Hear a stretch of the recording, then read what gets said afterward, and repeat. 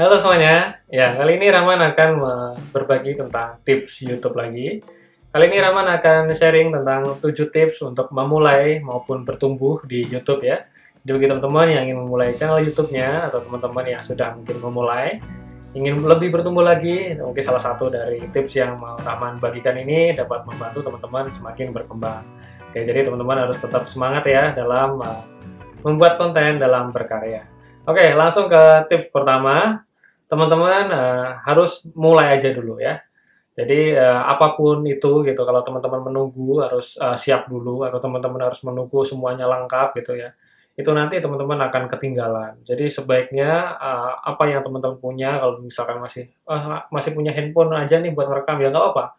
Intinya sih mulai aja dulu. Nah dari memulai itu nanti kita akan terus belajar gitu. Kita akan menemukan mungkin kendala-kendala kita. Nah kita nanti bisa perbaiki pelan-pelan sambil jalan ya.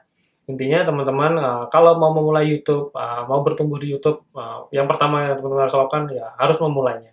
Ya, itu yang pertama. Oke, yang kedua selanjutnya teman-teman harus share ke lingkaran teman-teman dulu. Teman-teman harus share ke teman-teman ya temannya temen ya. Jadi ke sahabat-sahabat gitu ya, ke orang-orang yang kita kenal, ya mungkin pasangan kita. Nah, lalu ke keluarga-keluarga kita, jadi kita sharing aja, kita nggak apa-apa, kita sampaikan ke lingkaran kita, mungkin kita bisa minta saran juga bagi yang kita anggap lebih mengerti, gitu ya. Mungkin ada masukan, nah kita harus sampaikan nih, kalau kita sedang membuat YouTube baru, kita sedang mengusahakan itu baru, saya rasa lingkaran kita atau teman-teman kita, keluarga kita pasti mendukung kan, kalau apa yang kita lakukan itu positif. Teman-teman lalu bisa share mungkin di sosial media teman-teman untuk menjangkau semua orang yang ada di lingkaran kita dulu. Oke, yang selanjutnya teman-teman yang ketiga, teman-teman buat konten yang teman-teman banget. Apa maksudnya itu teman-teman banget ya? Jadi konten YouTube itu kan memang sangat beragam ya. Semua aspek itu sudah ada orang yang membuat konten mengenai ya, videonya gitu.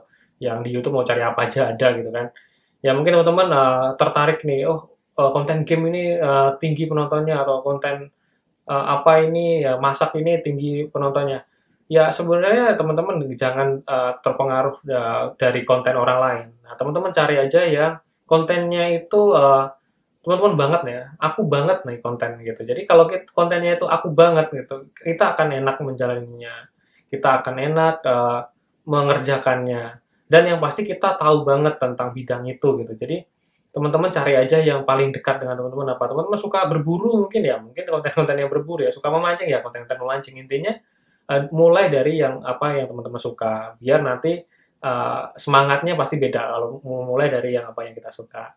Oke, selanjutnya tips nomor 4 yaitu menjalin hubungan dengan sebanyak-banyaknya orang, terutama di YouTube itu sendiri. Nah, pasti saat ini itu banyak yang memulai, bukan saat ini aja, sebenarnya dari dulu juga udah banyak ya, orang yang memulai channel YouTube-nya. Ya, teman-teman bisa istilahnya saling sapa di sana, kita saling berkomentar di YouTube orang lain, kita saling menjalin hubungan gitu. Mungkin kita bergabung di grup-grup WhatsApp YouTuber-YouTuber pemula seperti itu ya. Intinya teman-teman harus membangun komunitas atau menjalin hubungan dengan sebanyak-banyaknya orang, terutama di lingkaran YouTuber, di lingkaran YouTuber-YouTuber baru, di lingkaran misalkan komunitas-komunitas tertentu gitu. Jadi teman-teman harus menjalin sebanyak-banyaknya hubungan dengan orang lain. Oke, tips kelima adalah belajar pemaksimalan fitur-fitur YouTube. Fitur YouTube itu kalau kita pelajarin, kalau kita breakdown gitu ya, itu cukup banyak gitu ya, hal yang bisa dimaksimalkan gitu ya. Tapi kalau ketika teman-teman baru memulai, teman-teman tidak usah bingung-bingung ini sebenarnya seperti apa sih harusnya gitu, atau pemaksimalan seperti apa. Teman-teman mulai dari yang teman-teman tahu aja dulu. Nah, tapi kalau nanti teman-teman sudah mulai bertumbuh nih, udah mulai banyak beberapa video yang teman-teman posting, teman-teman harus memperdalam tentang fitur-fitur YouTube tersebut.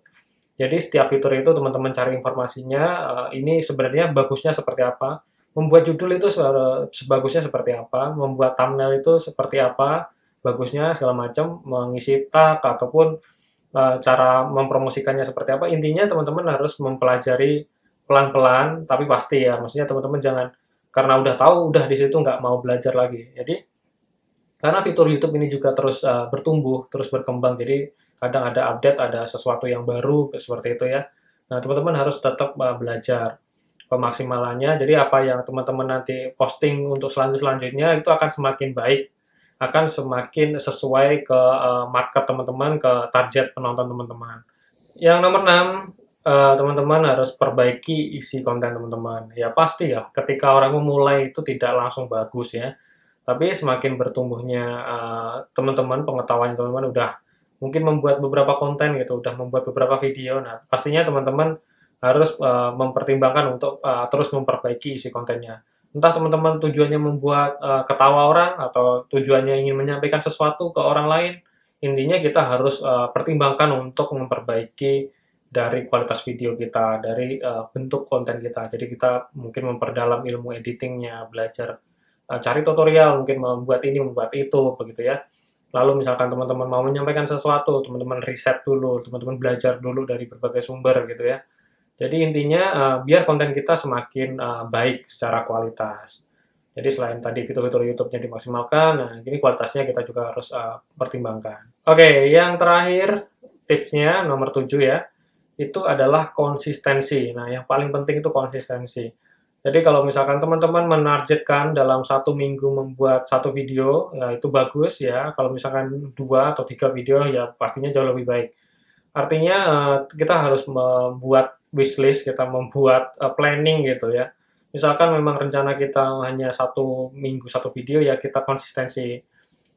Jadi maksudnya jangan berhenti di tengah-tengah jalan nih. Kalau teman-teman sudah memulainya, teman-teman sudah berjalan walaupun mungkin belum kelihatan jelas hasilnya, tapi teman-teman harus tetap mengupayakan yang terbaik ya.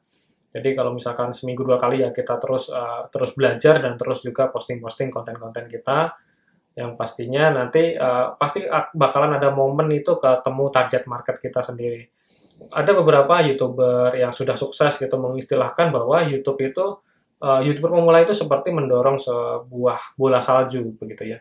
Jadi kita memang berat gitu untuk memulainya itu berat, tapi nanti kalau udah pada titiknya gitu, udah ketemu puncaknya nih, ini nanti menggelindingnya ke bawah itu gampang mudah gitu. Jadi akan semakin besarnya itu gampang gitu. Intinya yang paling susah itu memang memulai konsistensi ini yang paling susah. Nah, tapi nanti kalau udah ketemu kliknya, udah ketemu segmen kita, penonton kita, nah itu nanti akan mudah berkembangnya. Jadi teman-teman harus tetap menjaga semangatnya, terus belajar, semoga nanti sampai titik puncaknya itu. Oke, kurang lebih seperti itu yang bisa Rama sampaikan. Ya, semoga bisa menjadi manfaat untuk teman-teman semua. Jika teman-teman suka dengan konten seperti ini, tekan tombol like-nya, komentar di bawah, bisa tanya sesuatu tentang apapun itu gitu ya. Atau teman-teman mau menyampaikan sesuatu, silahkan berkomentar di bawah. Tekan tombol subscribe-nya, juga share ya, biar teman-teman semuanya mendapat manfaat dari video ini.